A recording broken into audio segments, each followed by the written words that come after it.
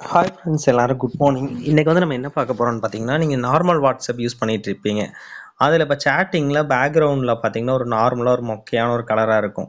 எல்லோரும் என்ன பண்ணுவாங்கன்னா, அதுக்காக வந்து ஜிபி வாட்ஸ்அப்லாம் யூஸ் பண்ணுவாங்க. இப்போ ஃபார் எக்ஸாம்பிளுக்கு இதை ஓப்பன் பண்ணுறேன். இப்போது பார்த்தீங்கன்னா இகிடீம் ரம்யா டிஜிட்டல் மார்க்கெட்டிங் வந்து ஓப்பன் பண்ணியிருக்கேன். ஓப்பன் பண்ணால் இந்த பேக்ரவுண்டில் பாருங்கள், வெறும் ஒரு மாதிரி க்ரீன் கலராக மட்டுமே இருக்கா. எல்லாரோட வாட்ஸ்அப்லேயும் நார்மலாக இந்த மாதிரி இருக்கும். அந்த இடத்துல எப்படி நமக்கு பிடிச்ச இமேஜ் வைக்கலாம் அப்படின்னு காமிச்சு தரப்போகிறேன்.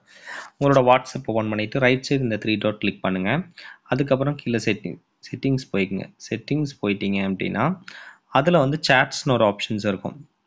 இந்த சாட்ஸ்குள்ளே போனோம்னா வால்பேப்பர் அப்படின்னு சொல்லி ஒரு ஆப்ஷன் கொடுத்துருப்பாங்க. இல்லைனா தீம்ஸ்னு கூட ஒரு ஆப்ஷன்ஸ். தீம்ஸ் வந்து ஒயிட் அண்ட் டார்க் வச்சுக்கலாம், அப்படி மாற்றிக்கலாம். அப்புறம் வால்பேப்பர்ஸில் போனீங்க அப்படின்னா உங்களுக்கு இந்த மாதிரி ஒரு ஆப்ஷன் வந்துடும். இதுதான் நம்ம மெசேஜ் சைடில் நம்ம பார்க்குறது. இதில் சேஞ்ச் அப்படிங்கிறத டச் பண்ணிங்கன்னா உங்களுக்கு சாலிட் கலர்ஸ் அப்படிங்கிற பேரில் சாலிடான கலர்ஸ் வந்து இந்த மாதிரி நிறையா கொடுத்துருப்பாங்க.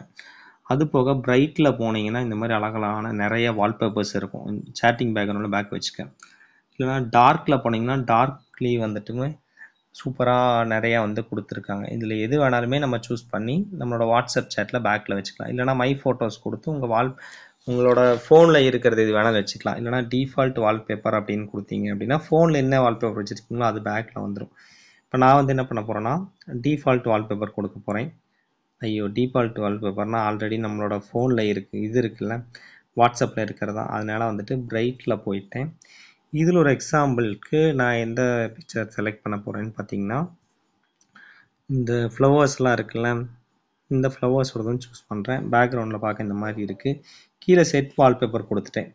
கொடுத்துட்டு உங்களுக்கு வேணும்னா இந்த இடத்துல வந்து வால்பேப்பர் டிம் பண்ணிக்கலாம். டிம்மாக வேணும் அப்படின்னு டிம் பண்ணிக்கலாம். இல்லைனா நல்லா வால்பேப்பர் சூப்பராக இருக்கணும்னா இது ஃபுல்லாக இந்த கடைசி லெஃப்ட் சைடில் ஃபுல்லாக எடுத்து வச்சுருங்க, பார்க்க சூப்பராக இருக்கும்.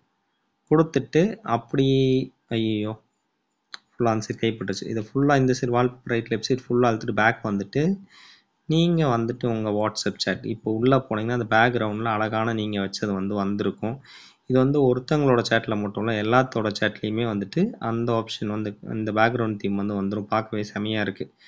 உங்களுக்கு வேணும் அப்படின்னா நீங்கள் ட்ரை பண்ணி பாருங்கள். உங்கள் ஃப்ரெண்ட்ஸ்க்கு நார்மல் வாட்ஸ்அப் வச்சுருக்கிறவங்கலாம் இந்த ஆப்ஷன் ட்ரை பண்ணி பாருங்கள். பார்க்கவே சூப்பராக இருக்குது. நான் பாருங்கள் பேக்ரவுண்ட் ஓப்பன் பண்ணுறேன், நல்லாயிருக்கும்.